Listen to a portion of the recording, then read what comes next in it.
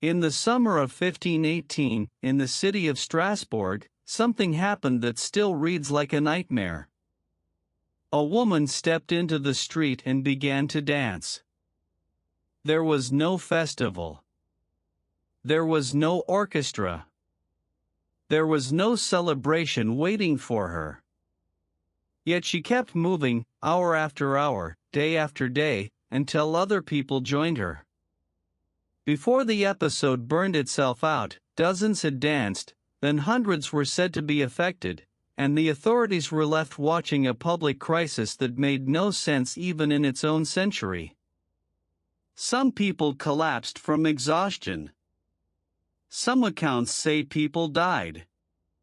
And 500 years later, historians still disagree on the central question. What, exactly, were they seeing? The dancing plague of 1518 has survived because it sits in the worst possible place for the historian's mind. It is too well recorded to dismiss casually and too strange to fit comfortably into ordinary categories. The event appears in municipal chronicles, later historical summaries, and interpretations by modern scholars trying to reconstruct a world where religious fear, physical hardship, superstition, social stress, and genuine bodily crisis often merge together. The result is a case that feels both medieval and disturbingly modern. It is not only about dancing. It is about contagion, mass emotion, authority, and the terrifying possibility that an entire community can become trapped inside a behavior no one knows how to stop. The story usually begins with a single name, Frau Trophia. According to the traditional account, in July 1518 she began dancing in the streets of Strasbourg and could not or would not stop. She danced for days. Soon, others followed. Reports vary in number, as they often do with sensational events, but the pattern remains consistent across retellings. More and more people joined the motion. Chroniclers describe bodies moving without control, feet striking stone, sweat, collapse, and a city that could not decide whether it was witnessing punishment, possession, illness, or spectacle. To understand why the event terrified people so deeply, you have to understand Strasbourg itself. This was not a stable, comfortable world idly inventing bizarre stories for entertainment. The early 16th century was marked by insecurity. Harvests could fail. Prices could rise sharply. Disease was a constant threat. Religious anxiety shaped daily life, and cosmic meaning was not something reserved for theologians. Ordinary people lived inside it. If a body failed, if crops died, if storms came, if children sickened, these events could be read morally as much as physically. In such a world, a sudden uncontrollable outbreak of movement did not appear merely medical. It appeared charged with meaning. Modern readers often laugh at the first response of the city authorities, but that response was not irrational in the way it first sounds. Some officials believed the afflicted had to dance the sickness out of themselves. So instead of shutting the event down immediately, they made room for it. They cleared halls. They arranged for musicians. In some accounts, they even employed strong men to keep the dancers moving. From a modern perspective, this decision looks catastrophic. If the crowd was already trapped inside a contagious social crisis, providing a stage only intensified it. But from the perspective of the time, it may have seemed like the most practical intervention available. If the illness was built around an overheated body or trapped humors, perhaps more motion would complete the process. If the event had religious overtones, perhaps orderly management would reduce chaos. The decision failed. People kept collapsing. The more the outbreak continued, the more authorities seemed to realize they were not dealing with a street entertainment problem. They were dealing with something darker. Eventually, the afflicted were transported to a shrine associated with Saint Vitus, a figure whose name had long been connected in European thought with involuntary movement, convulsions, and a condition sometimes described as Saint Vitus dance. There, the sufferers were given rituals, red shoes and some tellings, and forms of spiritual intervention aimed at restoring order to the body through sacred protection. This alone tells us how people in 1518 framed the event. They did not draw sharp lines between body, mind, spirit, and community the way modern institutions try to do. A person could be physically distressed, spiritually endangered, socially overwhelmed, and morally judged at the same time. So when they turned towards Saint Vitus, they were not escaping reality for superstition. They were responding to the event with the best explanatory system available inside their world. That does not mean the event was supernatural. It means the archive of explanations begins in a universe where supernatural, social, and physical causes were never neatly separated. That complexity matters, because many later retellings flatten the story into one of two lazy extremes. Either it becomes a cartoon of medieval foolishness, or it becomes a paranormal legend with no serious historical context. In reality, it is more unsettling than either version. It is a case where people behaved in a way that appears extreme, and every explanation offered since then reveals something uncomfortable about how fragile social reality can be. One of the most famous modern interpretations is the theory of mass psychogenic illness, sometimes called mass hysteria, though many historians and clinicians prefer more careful language today. In this view, the people of Strasbourg were not poisoned by a magical fungus or seized by literal demonic power. They were members of an intensely stressed population living under severe material and psychological pressure. In such conditions, especially in a society primed to believe in divine punishment and bodily affliction, emotional distress can manifest collectively through the body.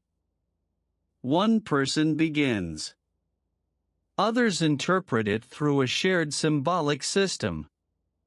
The behavior spreads. The body becomes the stage on which communal fear performs itself.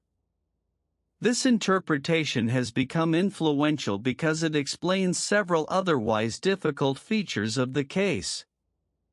It explains why the outbreak occurred in a world saturated with anxiety. It explains why the afflicted might have understood their own movements through religious frameworks. It explains why the numbers could increase without requiring a single toxic agent affecting everyone equally. And it explains why intervention by authority could worsen the situation if the intervention validated the reality of the dance as a recognized condition. But even this explanation leaves room for dispute. The phrase mass psychogenic illness can sound clean and modern, as if it closes the case. It does not. It tells us that a crisis may have spread socially through expectation, fear, and bodily imitation, but it does not tell us exactly what the first dancers were feeling or how voluntary their movements seemed from the inside. It does not tell us why this event erupted here, then, rather than everywhere comparable hardship existed. And it does not tell us why the memory of the event persisted with such force. Naming a pattern is not the same as understanding an experience. Another famous explanation points toward ergot, a fungus that can infect rye and produce compounds affecting the nervous system. Because ergot poisoning can cause hallucinations and convulsive symptoms, some writers have suggested that contaminated grain triggered the outbreak. The theory sounds appealing at first, because it gives the historian a concrete external cause. But many scholars have argued against it. Ergot poisoning does not map especially well onto prolonged coordinated dancing in crowds across days. Severe ergotism is often debilitating in ways that would make sustained public dancing unlikely. It may explain spasms or distress in other contexts, but most modern historians no longer treat it as the strongest explanation for Strasbourg. Then there is the possibility that the event was partly shaped by performance, compulsion, imitation, and social expectation all at once. Modern life often assumes that behavior is either sincere or staged, either medical or theatrical, either chosen or forced. Historical reality is messy. Some people may have been in states of real distress. Others may have been pulled in by fear. Some may have copied what they saw and then become unable to step out of the role because the role itself had become socially real. Once a crisis takes over the public square, the distinction between witness and participant can collapse. This is one reason the dancing plague still feels modern. We know, even now, that humans are profoundly imitative creatures. Panic spreads. Rumor spreads. Bodily reactions spread. Crowds create feedback loops. Authorities sometimes worsen the behavior they are trying to contain simply by validating it. What happened in Strasbourg may be distant, but the logic beneath it is not. The setting is medieval. The vulnerability is human. The cultural atmosphere around St. Vitus deepens the mystery. In early modern Europe, St. Vitus had associations with chorea, convulsive motion, and ritual responses to involuntary movement. Pilgrimage, prayer, processions, relics, and local beliefs all gave shape to how physical crises were interpreted.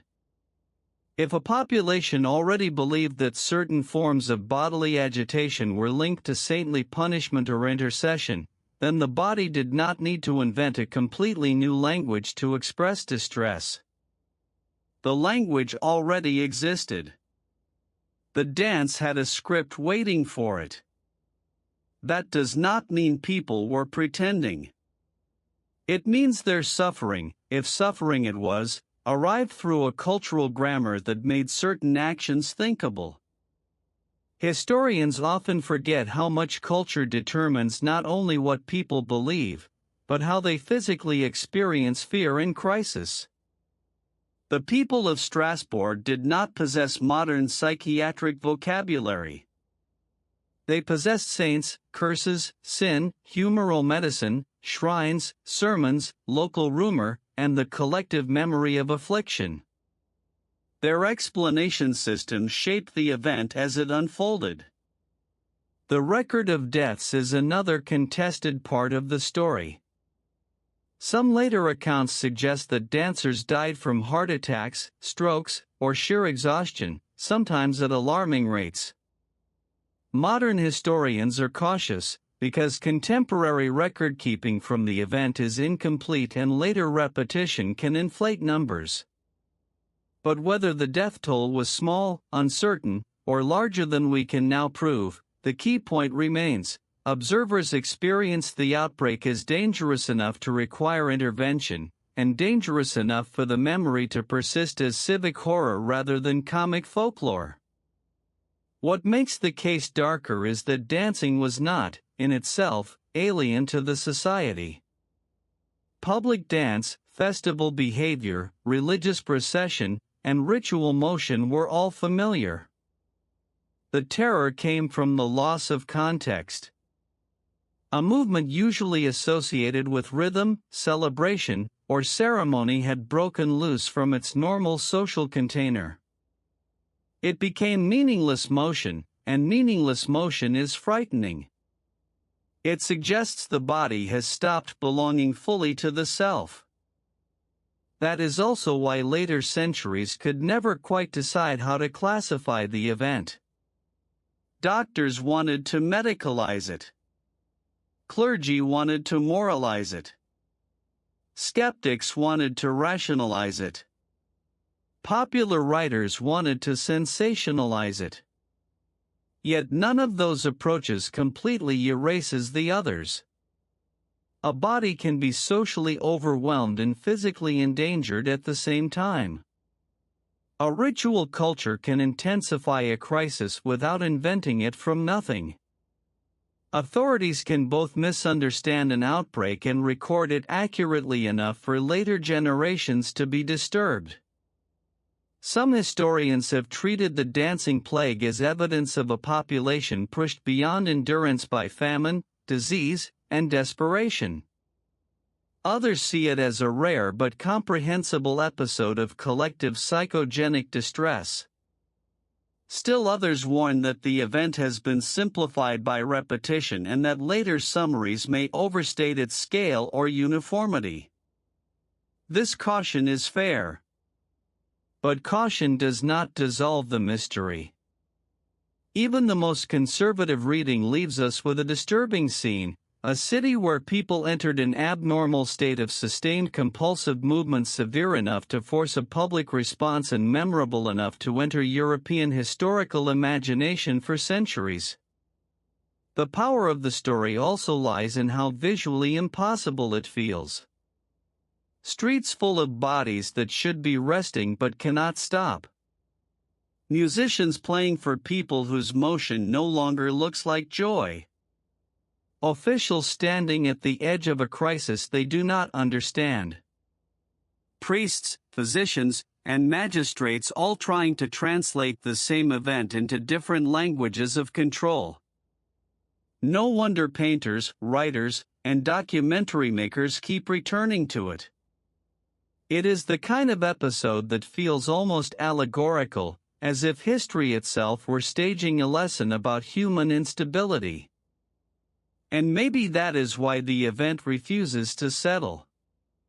Every era sees its own fear in the dancing plague.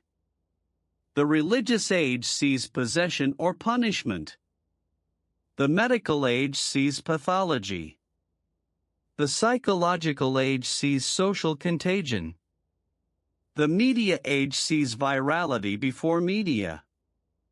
Each explanation is partly about Strasbourg and partly about us. The outbreak becomes a mirror in which every generation studies its preferred theory of how human beings lose control together. If there is a single sober conclusion to draw, it is this. The dancing plague of 1518 does not survive because historians are lazy or because the past was stupid. It survives because the event exposes how limited every explanatory system becomes at the edge of collective behavior. We can identify pressures. We can reject weak theories. We can map culture, religion, environment, and bodily stress. But we still cannot stand in those streets and know what it felt like to be one of the dancers, one of the witnesses, or one of the officials who realized too late that they were helping the crisis grow. That uncertainty is why Strasbourg still haunts the historical imagination. The plague was not just a story about movement. It was a story about meaning collapsing in public. About a crowd discovering that behavior can spread even when no one truly understands it. About authority responding with confidence before understanding. About bodies turning panic into ritual. And about the oldest terror in social life, the terror that once a strange pattern begins, an entire community can start moving to it before anyone knows how to stop. 5 centuries later, the music is gone, the streets are ordinary, and the dancers are dust. But the question they left behind is still active. What if the most frightening contagion is not a germ, not a demon, and not a poison, but the human capacity to inherit fear from one another until it becomes physically real? That is why the dancing plague of 1518 still feels impossible to explain. Subscribe to Shadow Archive for more dark history documentaries.